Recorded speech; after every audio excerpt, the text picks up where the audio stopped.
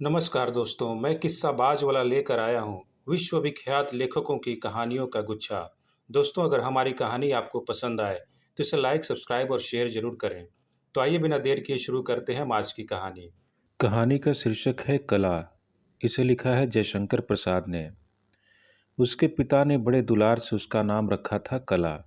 नवीन इंदु कला सी वह आलोकमयी और आंखों की प्यास बुझाने वाली थी।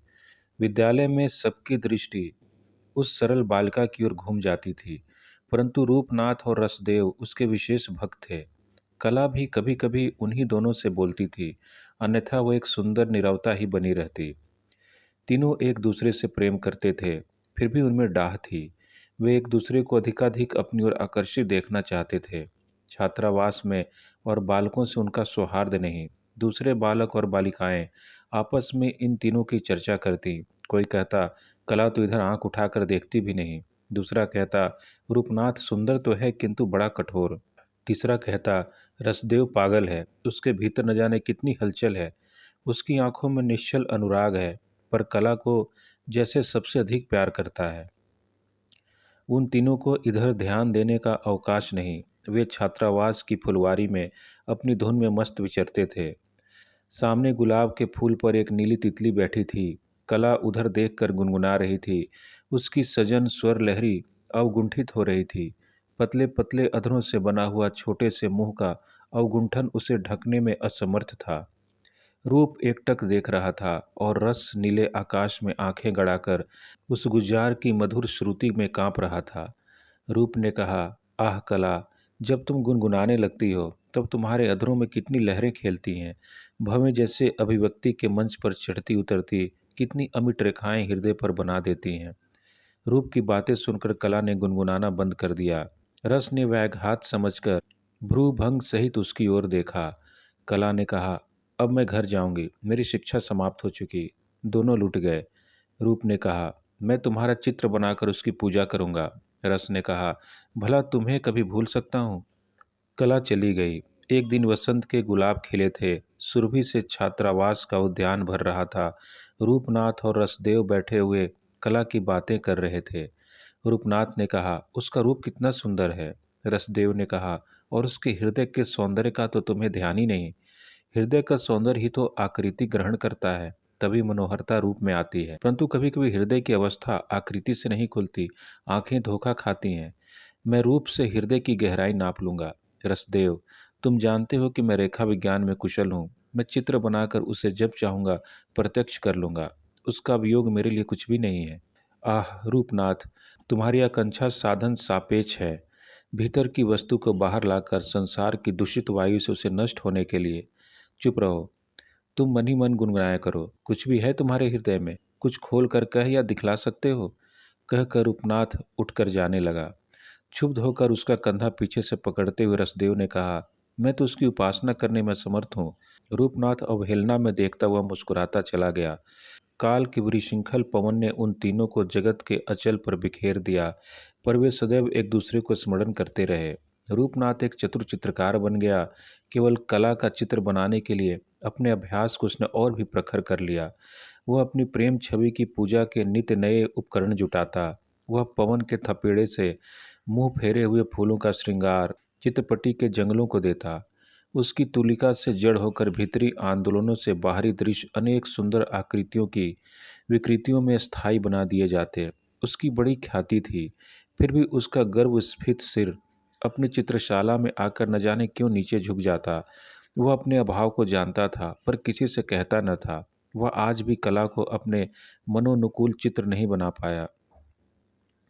रसदेव का जीवन नीरव निकुंजों में बीत रहा था। वह चुपचाप रहता, नदी तट पर बैठे हुए उस पार की परियाली देखते देखते अंधकार का पर्दा खींच लेना, यही उसकी दिनचर्या थी। और नक्षत्र माला सुशोभित गगन के नीचे अवाक निस्पंद पड़े हुए सुकुतूहल आंखों से जिज्ञासा करती उसकी रात्रिचर्या। कुछ संगीतों की असंगति और कुछ अस्पष्ट छाया उसके हृदय की निधि थी, पर लोग उसे निकम्मा, पागल और आलसी कहते। एकाएक रजनी में सरिता कलोल करती हुई बही जा रही थी। रसदेव ने कल्पना के नेत्रों से देखा। अकस्मात नदी का जल स्थिर हो गया और अपने मकृत मृणाल पर एक सहस्रदल मणि पद जल तल के ऊपर आकर नैश पवन में झूमने लगा। लहरों में स्वर के उपकरण से मूर्ति बनी, फिर नुपुरों की झनकार होने लगी।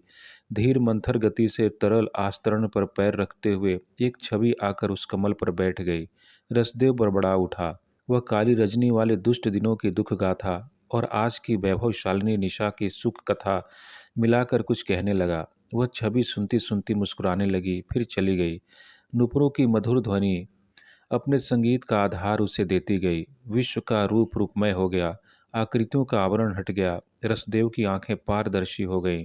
आज रसदेव के हृदय की अव्यक्त ध्वनि सार्थक हो गई। वह कोमल पदावली गाने लगी।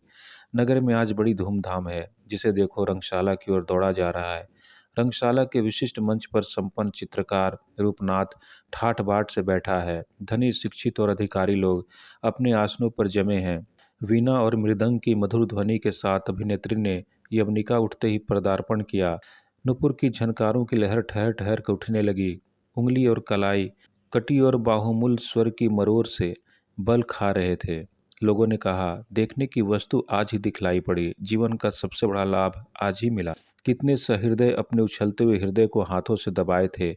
शालीनता उनके लिए विपत्ति बन गई थी। चित्रकार का अंधभक्त धन कुबेर भी पास ही बैठा था। उसने कहा, रूपनाथ, इसका एक सुंदर चित्र बनाकर तुम मुझे दे सकोगे? चित्रकार ने देखा, एक अतुलनीय छवि राशि। तुलिका इसके समीप पहुंच सकेगी? वह आंखों में अंकित करने लगा। सहसा अभिनेत्री के अधर खुल पड़े। नृत्य श्वास, स्वलथ प्रश्वास क्षण भर के लिए रुके। बांसुरी बज उठी। बागेश्वरी के स्वरों के कंपन की लहरें ज्योति से बिखेरने लगीं। चित्रकार पुकार उठा, कला! परंतु यह क्या? उसने देखा, कला सजीव चित्र थी। उसकी पूर्णता स्वर कंपन के ज्योति मंडल में ओतप्रोत थी। उसने पागलों की तरह चिल्लाकर कहा, मैं इस भाव को रूप नहीं दे सकूंगा। वह उठकर चला गया। कंगाल रसदेव भी पीछे के मंच पर अपने एक साथी के साथ बैठा था। उसने कहा, रसदेव, यह तो तुम्हारी बनाई हुई स्मृति नाम की कविता गा रही है। तुम्हारी रसमयी भावुकता ही इस स्वर्गीय संगीत का केंद्र है, आत्मा है। जैसे वर्णमाला पहनकर आलोक शिखा नृत्य कर रही है। संगीत में उस समय विश्राम था। अभिनेत्री ने वीणा और मृदंग को संकेत से रोककर मूक अभिनय आरंभ कर दिया था। अपने झलमले अचल को माया जाल के समान फैलाकर स्मृति की प्रत्यक्ष अनुभूति बनी थी। कवि की मधुर वाणी उसे सुनाई पड़ी। कवि रसदेव ने अपने साथी से हंसते हुए कहा, इसकी अंतिम और मुख्य पदावली यह भूल गई। इसका अर्थ है, मेरी भूल ही तेरा रहस्य है। इसलिए कितनी ही कल्पनाओं में तुझे खोजता हूँ, देखता हूँ। हे मेरे चिर सुंदर! वह स्मृति में जैसे जग पड़ी। उसने सतृष्ण दृष्टि से उस कहने वाले को खोजा और अपने बधाई के फूल पे जयमाला उस दूर खड़े कंगाल कवि के चरणों में श्रद्धांजलि के सदृश बिखेरने चाहे। रसदेव ने गर्व स्फीत सर झुका दिया। धन्यवाद।